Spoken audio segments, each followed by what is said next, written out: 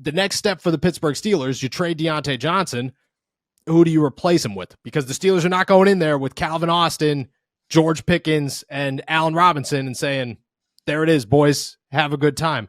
I just don't think that that's on their mind. I don't think that they would even consider that. They'd want a replacement option, and they'd probably want it immediately.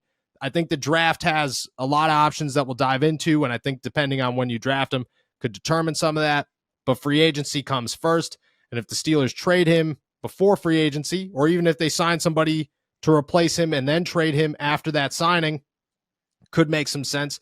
What are some names that you got that could be potential replacement signings if they do get rid of Deontay Johnson? Yeah, we've talked about Tyler Boyd before, but I won't go too in depth on him. But I think he's definitely an option. I like him a lot. Just a big body, a veteran with experience, and I think has the potential to, to really be a big player in the Steelers offense. But, some fresh names. I mean, Kendrick Bourne, formerly of the Patriots, according to Spotrac, only an estimated $4.8 million per year type of guy. I really like him. I think he was so underutilized in New England. I think he has big play potential, but he can play in the slot. He can play outside. He can do a couple of different things. So I like him. I also like Josh Reynolds from the Lions, a little bit pricier at $7 million a year, but still very affordable. I feel like for what he could do, not necessarily the same like big play threat, but I feel like you already have that with George Pickens and to a certain extent Calvin Austin if you think he can come along. But I think this gives you a kind of an intermediate threat, a possession receiver, a bit of a safety blanket for whoever's playing quarterback for you next fall. So I'd say Bourne and Reynolds. Like Boyd, obviously top of my list. That is my guy. But I think Kendrick Bourne and Reynolds are two members of a pretty deep free agent class that I think could be a big help. Yeah, so Boyd, obviously, I think that one makes a lot of sense. You also, I mean, the Steelers, there are reports out today that the Steelers met with Allen Robinson's representatives in Indianapolis at the NFL Combine. They want to keep him. They want to just restructure or probably extend him.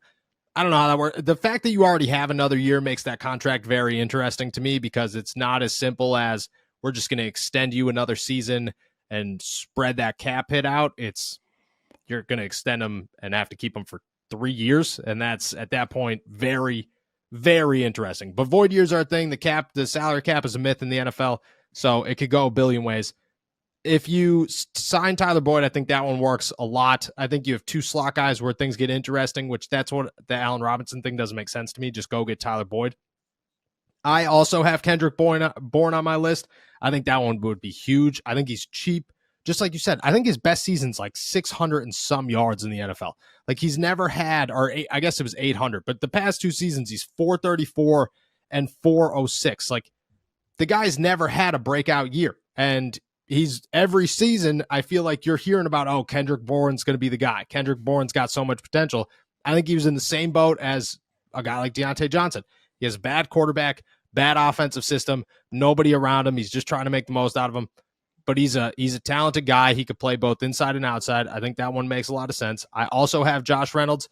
Dude was a touchdown machine this past season.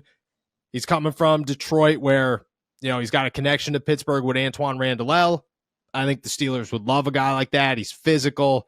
He's kind of an underdog. I think they love that story. I think it would match up really well, especially to allow a guy like George Pickens to just be like a true-blooded number one. Like, hey, there is a significant gap between you and number two and the expectations between you and number two. So just go be a dog and let Josh Reynolds just be a number two. And I think that Josh Reynolds would love to be a number two. I think he would come in here with open arms, and I think it makes a lot of sense. My third option is Curtis Samuel, former Washington Commander, former Carolina Panther, speedster, plays the outside. I think he's been a little bit underutilized. I don't know. At this point, every time you hear about Curtis Samuel, it's kind of the same thing. It's this guy should be a breakout guy. He's a breakout candidate. Every year there's somebody in your fantasy football league who drafts this guy, and they're like, Curtis Samuel, man, it's going to be the year for Curtis Samuel. And then it doesn't turn out that way. But again, the same boat. He's in Carolina, no quarterback. He's in Washington, no quarterback. Maybe this is an opportunity to get a quarterback, potentially, I guess, and a better offensive system. be a number two. He could fill that role. He's been filling that role in Washington. I think it works out. I think he's a speedster that maybe makes some sense for the Pittsburgh Steelers, and he's definitely going to be cheap. At this point, he's definitely going to be cheap.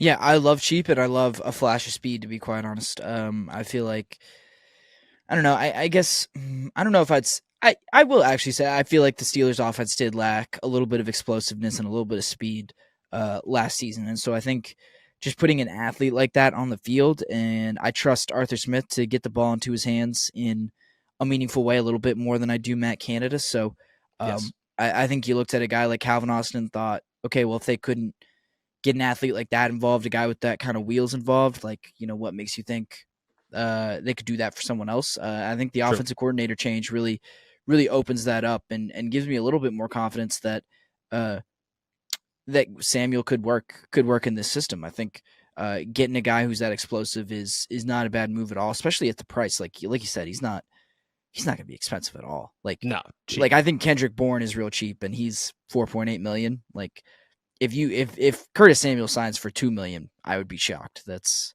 what I'm saying. They're both 27 years old. Like I think the big thing is if you're going to go get a Tyler Boyd, which I don't know if he's an exact replacement for Diontae Johnson, but I think he's the only one where you're like, okay, well, the productivity matches what Diontae Johnson is, so you're not really taking a step down. And then maybe Kendrick, maybe Josh Reynolds. Maybe Josh Reynolds kind of fits that mold too. I think everybody else, you're like looking at it and you're going, I hope this guy turns into something, but he's not a Diontae Johnson, and I think you have to accept that to where it is, but they're options. And if you're going to trade Diontae Johnson, you're looking long-term and you're not looking short-term. So these are short-term solutions to a long-term problem. And you're just kind of hoping at some point in the draft or in free agency over the next couple of years, you could land big.